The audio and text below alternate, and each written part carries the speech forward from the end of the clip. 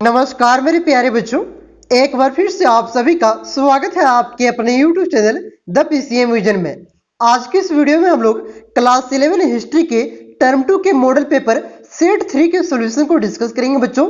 इससे पहले हम लोगों ने हिस्ट्री के मॉडल पेपर सेट 1 और सेट 2 को डिस्कस कर लिया था। अगर आपने उस वीडियो को नहीं देखा है तो डिस्क्रिप्शन में प्लेलिस्ट का लिंक दिया हुआ है, आप लोग उसे वहां से जाकर के देख सकते हैं बच्चों। तो चलिए शुरू करते हैं आज के प्रश्नों को। पहला क्वेश्चन है बच्चों, सेल्जुक तुर्कों ने कुश्तुनतुनिया पर कब अधिकार किया? तो इसका राइट आंसर हो जाएगा 1453 ईस्वी में।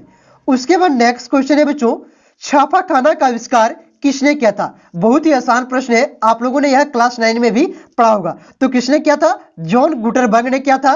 और कब किया था बच्चों? 1455 ईस्वी को किया था। एक क्वेश्चन इससे रिलेटेड और भी आपको आ सकता है कि जब छापाखाना का आविष्कार जॉन गुटरबर्ग ने किया तो उन्होंने इस मशीन से पहली बुक क्या छापा था? तो इसका राइट आंसर हो जाएगा बाइबल को। इन्होंने पहली बुक क्या छापा था बच्चों? बाइबल को इस मशीन से छापा था। उसके बाद नेक्स्ट क्वेश्चन है बच्चों, ब्रिटिश ईस्ट इंडिया कंपनी की स्थापना कब हुई? तो इसका राइट आंसर हो जाएगा 31 दिसंबर 1600 ईस्वी को ब्रिटिश ईस्ट इंडिया कंपनी की स्थापना हुई थी बच्चों। उसके बाद नेक्स्ट क्वेश्चन है, वास्को डिगामा कालीकट कब पहुंचा? तो इसका राइट आंसर हो जाएगा 1498 ईस्वी को वास्को डिगामा कालीकट पहुंचा था बच्चों। ठीक है, एक कालीकट कौन से राज्य में स्थित है? केरल में। ये दोनों पॉइंट आप लोग याद रखिएगा। देखिए बच्चों, वास्को डिगामा और कोलंबस, इससे एक क्वेश्चन आपका बोर्ड एग्जाम में फिक्स आएगा। पहला सेट मॉडल पेपर सेट 1 में आपका क्या क्वेश्चन था कि कोलंबस अमेरिका कब पहुंचा था? तो वह 1492 ईस्वी को कोलंबस अमेरिका पहुंचा था बच्चों। ठीक है, तो यहाँ पे पूछा आपसे कि वास्को डिगामा अमेरिका कब पहुंचा था? तो 1498 ईस्वी को पहुंचा था बच्चों। उसके बाद नेक्स्ट क्वेश्चन है, फ्लाइंग शटल का आविष्कार किसने किया था? तो फ्लाइंग शटल का आविष्कार किसने किया? जॉन के ने किया था। और कब किया था? 1733 ईस्वी में फ्लाइंग शटल का आविष्कार किया गया था। तो दोनों पॉइंट आप लोग डेट भी याद रखिएगा, किसने किया था वो भी याद रखिएगा। ठीक है, कोई भी एक प्रश्न आपके बोर्ड एग्जाम में फिक्स आएंगे। उसके बाद देखिए बच्चों, अगला क्वेश्चन है, कताई मशीन का आविष्कार किसने किया था? तो जेम्स हरग्रीव्स ने 1763 ईस्वी में कताई मशीन का आविष्कार किया था बच्चों। और कब किया था और किसने किया था, ये दोनों पॉइंट आप लोग याद रखिएगा। क्वेश्चन घुमा करके पूछा जा सकता है कि कताई मशीन का आविष्कार जेम्स हरग्रीव्स ने कब किया था। ठीक है, उसके बाद देखिए अगला और आपका ये लघु स्तरीय प्रश्न का आपका आखिरी प्रश्न है, चीनी कम्युनिस्ट पार्टी की स्थापना कब हुई थी? तो कब हुआ था? 1921 ईस्वी में चीनी कम्युनिस्ट पार्टी की स्थापना हुई थी बच्चों। उसके बाद देखिए अब आपका 3 नंबर वाले प्रश्न बच्चों, यहाँ पे थोड़ा आपको बड़ा लिखना पड़ेगा। देखिए 8वां प्रश्न आपका, पुनर्जागरण से आप क्या समझते हैं? यह प्रश्न आपका मॉडल पेपर सेट 1 में भी था और यह आपके बोर्ड एग्जाम में भी छपेगा। ठीक है, तो इसको आप लोग अच्छा से नोट कर लीजिए। ठीक है, मॉडल पेपर 1 में तो आपको बताया हुआ हूं, यहाँ पे फिर से मैं एक बार आपको बता देता हूं। तो देखिए बच्चों, पुनर्जागरण एक फ्रेंच भाषा का शब्द है जिसका शाब्दिक अर्थ क्या होता है? फिर से जगना होता है। 14वीं और 17वीं सदी के बीच यूरोप में जो सांस्कृतिक और धार्मिक प्रगति, आंदोलन तथा युद्ध हुआ उन्हें ही क्या कहा जाता है? पुनर्जागरण कहा जाता है। मतलब 14वीं से 17वीं शताब्दी के बीच यूरोप में जहां आपका कौन कौन सा देश आता है? ब्रिटेन आता है, इटली आता है, आपका जर्मनी आता है। तो वहां के जो देश थे बच्चों, वहां पे जो धार्मिक प्रगति हुई, ठीक है, वहां पे जो धार्मिक आंदोलन हुए, युद्ध हुए, उसी को क्या कहा जाता है? पुनर्जागरण कहा जाता है। और ये कौन से भाषा से लिया गया है? फ्रेंच भाषा का यह शब्द है। तो फ्रेंच भाषा का कौन से शब्द से पुनर्जागरण को लिया गया है? आप लोग कमेंट करके अवश्य बताइएगा, क्योंकि ये आपका जो मॉडल पेपर सेट 1 था बच्चों, उसमें ये क्वेश्चन आपका था। उसके बाद देखिए बच्चों, 9वां क्वेश्चन है आपका, कोपरनिकस क्रांति क्या है? देखिए बच्चों, ये कोपरनिकस है ना, वो बहुत ही बड़े खगोल शास्त्री थे। ठीक है, इन्होंने दिया था कि सूर्य की परिक्रमा कौन करता है? ये ग्रह जो है वो सूर्य की परिक्रमा करते हैं। ठीक है, तो इन्होंने ये सबसे पहले दिया था। तो कोपरनिकस क्रांति क्या है? देखिए बच्चों, देखिए ईसाई ऐसा मानते थे कि पृथ्वी पापों से भरी हुई है और पापों की अधिकता के कारण वह स्थिर है। पृथ्वी ब्रह्मांड के बीच में स्थिर है और है, इसके चारों ओर खगोल ग्रह ये घूमते हैं। देखिए ईसाई धर्म के लोग क्या मानते थे? पोप, जिस तरह से हमारा हिंदू धर्म में शंकराचार्य है ना, उसी वहां पे पोप था बच्चों। ठीक है, पोप का क्या मानना था? मतलब जो पोप कह देगा और तीर का लकीर है, मतलब ये आपका टलने वाला नहीं है। पोप का क्या मानना था कि जो पृथ्वी है, वो जिस पृथ्वी है, इसके चारों ओर जितने भी ग्रह पृथ्वी की परिक्रमा लगाते हैं और ये ब्रह्मांड के बीच में स्थित है। ठीक है, ये एक इसका मानना था पोप का। ईसाई धर्म में मतलब सबसे बड़े गुरु होते हैं पोप, उसका ये मानना था बच्चों, लेकिन कोपरनिकस ने पता लगा लिया था कि ये पृथ्वी है ना वो सूर्य का परिक्रमा लगाता है। ठीक है, तो ये कोपरनिकस जो है वो ईसाई धर्म को मानते थे, हल्का फुल्का मानते थे। ठीक ठीक ठीक है, तो ये डरते थे क्योंकि अगर बोल देते पोप के खिलाफ, अगर कोई बोल देते बच्चों, पहले के जमाना में आप लोगों ने देखा होगा कोई राजा के खिलाफ, जो कोई भी गुरु के खिलाफ, तो कोई भी ब्राह्मण के खिलाफ अगर बोल देते तो क्या उसका क्या हश्र होता था। तो वही स्थिति पूरी दुनिया में था, आपका यूरोप में भी वही स्थिति था बच्चों। तो कोपरनिकस ऐसा बोलने में बहुत ही डरते थे कि पृथ्वी सूर्य की परिक्रमा लगाता है और जो आपका पृथ्वी है बच्चों वो दुनिया के ब्रह्मांड के बीच में ना होकर के आपका साइड में है बच्चों। ठीक है, तो एक इसका कहना था, आपका कोपरनिकस का कहना था, वो डरते थे। तो वही लिखा हुआ है यहाँ पे देखिए, लेकिन कोपरनिकस ने यह घोषणा कर दी कि पृथ्वी समेत सारे ग्रह सूर्य की परिक्रमा करते हैं। बाद में यह घोषणा किया उन्होंने, तो उसी को कहा जाता है कि गति का नियम, सूर्य की जो आपका नियम है बच्चों कि सूर्य की जो परिक्रमा लगाते हैं सभी ग्रह, तो वह नियम किसने दिया था? तो किसने ग्रह का गति से नियम किसने दिया था? कोपरनिकस ने दिया था। ये क्वेश्चन आपसे पूछा जा सकता है। ठीक है, तो इसी को क्या कहा जाता है? कोपरनिकस क्रांति कहा जाता है। एक और पॉइंट है यहाँ देखिए, कोपरनिकस एक निष्ठावान ईसाई थे। वह इस बात से डरे हुए थे कि उसकी नई खोज से परंपरावादी ईसाई धर्म अधिकारी उसका विरोध करेंगे। मतलब वो कहने से बोले, अभी पहले आपको मिले कि वो कहने से डरते थे कि सूर्य की जो आपका है वो पृथ्वी है वो सूर्य की परिक्रमा करता है। और ईसाई धर्म वाले क्या कहते थे कि जो पृथ्वी है वो सारे ग्रह, सूर्य, तारे, चांद जितने भी है सारा पृथ्वी की परिक्रमा करता है। तो ये डरते थे, बाद में इन्होंने कह दिया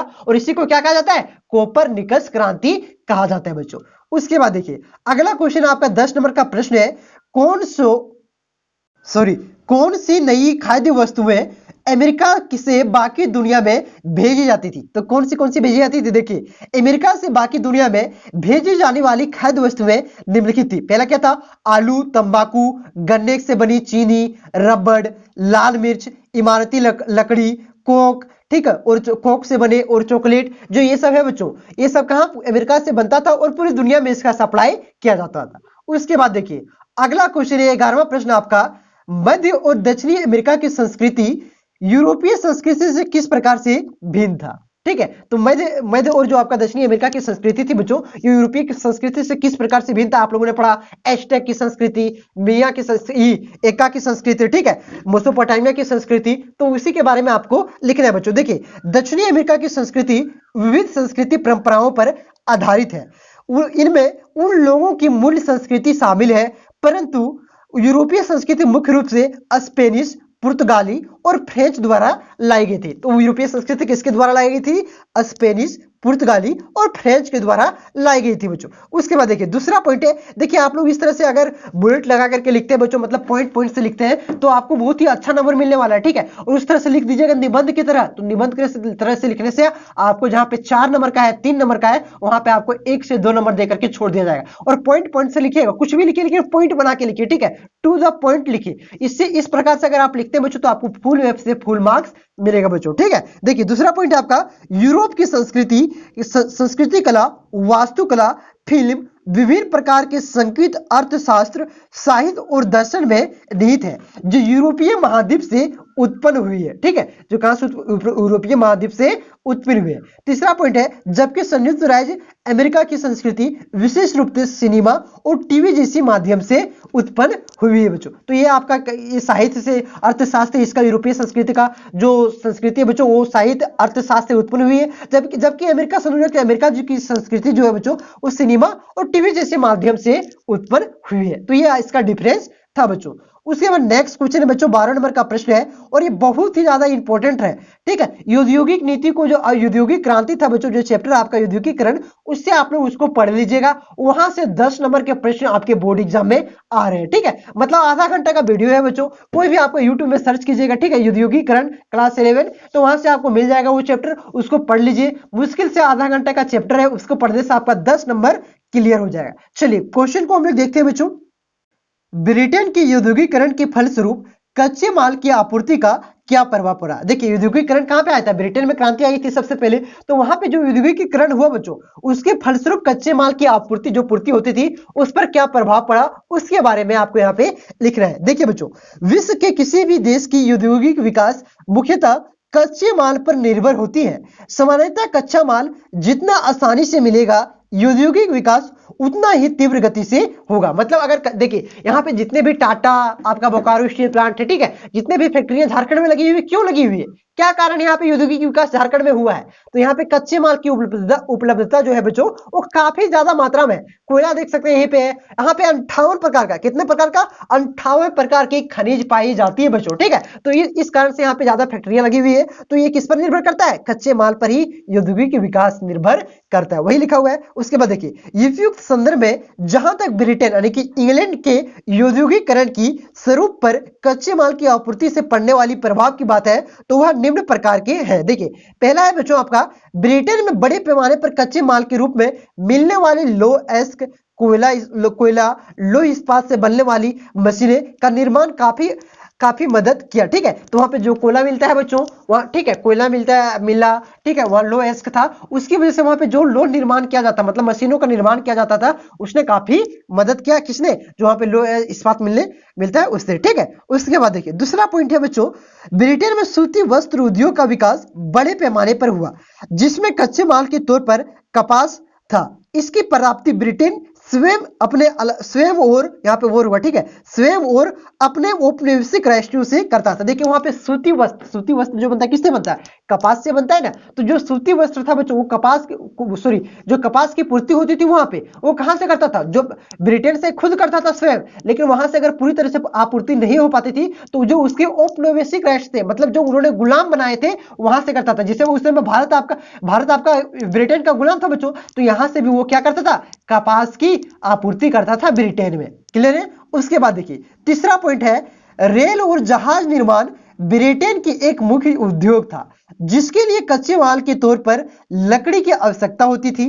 अतः ब्रिटेन में उच्चतम किस्म की लकड़ी भी थे जिससे इसके उद्योग में सहायक हुआ, ठीक है। वहां पे उच्च किस्म के, देखिए वहां पे अभी भी बल्ला जो बनता है बच्चों, बल्ला सुनियो, कश्मीरी विलो बल्ला 2 प्रकार के लकड़ी से बनता है। बैट क्रिकेट खेलते सो, ठीक है, कश्मीरी विलो जो कश्मीर से लकड़ी मंगाए जाते हैं, एक होता है इंग्लिश विलो यानी कि जो इंग्लैंड से लकड़ी मंगाए जाते हैं, ब्रिटेन से मंगाए जाते हैं, ठीक है। तो वहां की जो लकड़ियां होती है बच्चों वो काफी अच्छा मजबूत होता है, जो क्या हुआ ट्रेन और आपका जो मालवाहक जहाज बच्चों उसको बनाने में काफी ज्यादा सहायक हुए बच्चों। तो ये 3 पॉइंट आप लोग लिखिए जा, आपको पूरी 3 नंबर मिल जाएगा बच्चों। उसके बाद देखिए 13 नंबर का आपका प्रश्न है बच्चों, ब्रिटेन में स्त्रियों के भिन्न भिन्न वर्गों के जीवन पर औद्योगिक क्रांति का क्या प्रभाव पड़ा? यही क्वेश्चन आपसे घुमा करके पूछ सकता है बच्चों कि औद्योगिक क्रांति का ब्रिटेन के स्त्रियों यानी कि ब्रिटेन के महिलाओं पर क्या प्रभाव पड़ा, उसके बारे में वर्णन करें, ठीक है। तो 5 नंबर में भी आ सकता है और 3 नंबर में भी आ सकता है बच्चों। तो देखिए बच्चों, ब्रिटेन में औद्योगिकरण यानी कि औद्योगिक क्रांति के कारण स्त्रियों को कारखाने में ज्यादा देर तक काम करने के फलस्वरूप उसका बुरा प्रभाव उनके स्वास्थ्य पर पड़ा और स्त्रियों को गृहस्थी जीवन बर्बादी के कारण पर आ गए। वहीं दूसरी तरफ औद्योगिकरण के कारण संपन्न एवं उच्च वर्ग की स्त्रियों के जीवन में भी काफी आनंदमय हो गए मतलब काफी उन लोग एंजॉय करके जीने लगे। जो अमीर व्यक्ति थे, ठीक है, जो अमीर महिलाएं थी, अमीर स्त्रियां थी, अमीर घर के वो क्या किए, आराम से ऐसो मौज से रहने लगे।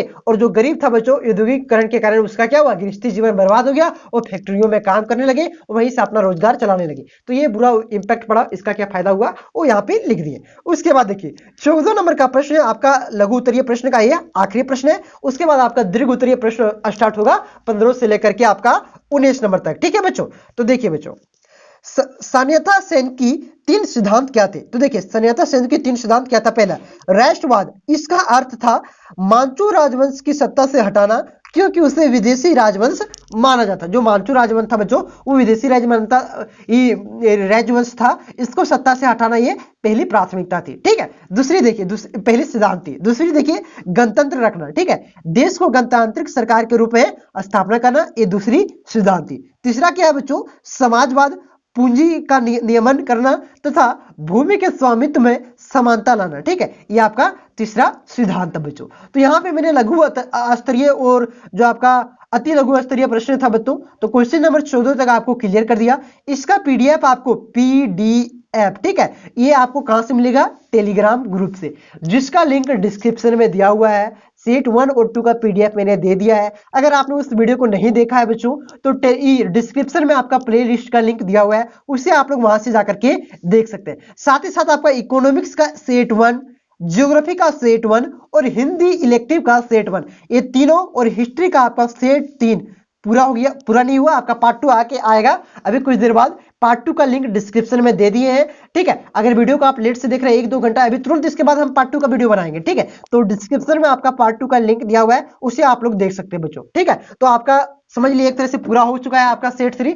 अब इकोनॉमिक्स का सेट 2 अपलोड होगा, ज्योग्राफी का सेट 2, हिंदी इलेक्टिव का भी सेट 2। तो 1-2 दिन में इसका भी पूरा हो जाएगा। अगर आप वीडियो को लेट से देख रहे हैं तो सभी का प्लेलिस्ट का लिंक डिस्क्रिप्शन में दिया हुआ है, आप लोग वहां से जाकर के सभी सब्जेक्ट का ये वीडियो को देख सकते हैं। साथ ही साथ टेलीग्राम ग्रुप से सभी का पीडीएफ को डाउनलोड कर सकते हैं बच्चों। टेलीग्राम ग्रुप का भी लिंक डिस्क्रिप्शन में दिया हुआ है। तो इतना मेहनत कर रहे हैं यार, तो चैनल पे अगर आप नए हैं तो चैनल को सब्सक्राइब कीजिए, वीडियो अच्छा लगा हो तो वीडियो को लाइक कीजिए और दोस्तों में ज्यादा से ज्यादा शेयर कीजिए ताकि मोटिवेशन मिले यार। और आपके लिए एग्जाम से पहले क्या होगा बच्चों, वीवीआई क्वेश्चन को लाया जाएगा, ठीक है। तो उसको भी लाएंगे।